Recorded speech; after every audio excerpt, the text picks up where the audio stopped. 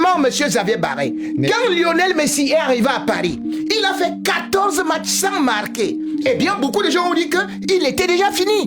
Mbappé aura 26 ans le 20 décembre 2024. J'ai l'impression que chacun d'entre nous oublie même ce que c'est que le football. Même dans un match de football, il y a des montées de régime.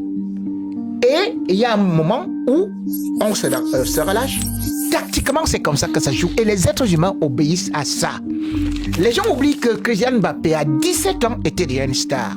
À 19 ans, il était déjà champion du monde. Les gens oublient tout ce qu'il a donné depuis. Et qu'il a migré de poste en poste. C'est-à-dire que Falcao, quand il joue avec lui, il est en 9,5. Il s'est même retrouvé du côté droit. Et puis, subitement, il a excellé du côté gauche et on le repositionne au niveau comme avant-centre. Vous, monsieur Xavier Barré, vous, quand on a positionné Cristiano Ronaldo comme avant-centre, c'est-à-dire migrant de la gauche vers la droite, c'était très compliqué. Vous également, monsieur Xavier Barré, quand Lionel Messi est arrivé à Paris, il a fait 14 matchs sans marquer. Eh bien, beaucoup de gens ont dit qu'il était déjà fini.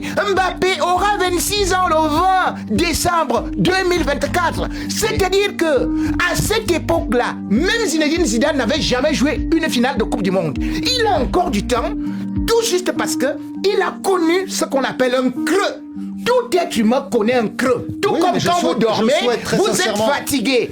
Je souhaite qu'il arrive à se relancer. Mais Cristiano Ronaldo, quand il a changé de poste, et tous ceux qui ont joué avec lui au Real Madrid en témoignent, il a beaucoup travaillé pour s'adapter à son nouveau positionnement.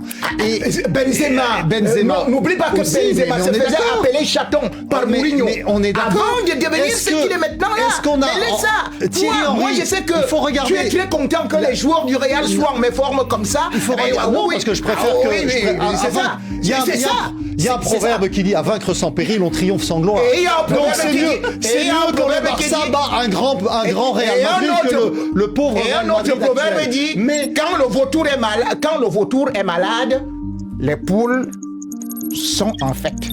Voilà. Ouais. C'est un débat intarissable. Souhaitons le meilleur à notre cher Kylian Mbappé et qu'il revienne sous les couleurs tant merengue que des Bleus, avec le sourire et surtout avec tout son talent. On continue. Juste pour vous dire, parce qu'on n'avait pas trop le temps d'en parler aujourd'hui, mais que quand même ce week-end, pour ceux qui veulent suivre parmi les meilleurs matchs, eh bien on a noté en Serie A, vous le citiez tout à l'heure, Euro, ce Inter Milan-Naples, ça sera le deuxième qui reçoit le premier. C'est le choc entre les deux derniers vainqueurs de ce championnat italien et le choc aussi entre Simone Inzaghi et Antonio Conte. Un point sépare les deux clubs. Et puis bon, parlons un peu de la Ligue 1. Il y a un sacré match, ça sera entre l'Olympique lyonnais et l'AS Saint-Etienne, même si les supporters stéphanois ont été interdits de se rendre du côté de Lyon parce que ça se passe pas toujours bien en tribune actuellement. Allez, on continue et on y va tout de suite vers les cartons. Tout de suite, vos cartons sélectionnés par David Finzel. Bonjour, chers Catalans. Moi, je m'appelle Innocent Antino Cléguer, depuis le Bénin. Cet après-midi, je donne carton rouge à Rémi Ngono. Rémi Ngono, tu te souviens, dans ce pays, tu criais partout avec l'arrivée de Mbappé que le Real va étonner tout le monde, que le Real va écraser tout le monde. Au contraire, le Real est entré dans un déclin apocalyptique. Rémi Ngono, carton rouge à toi.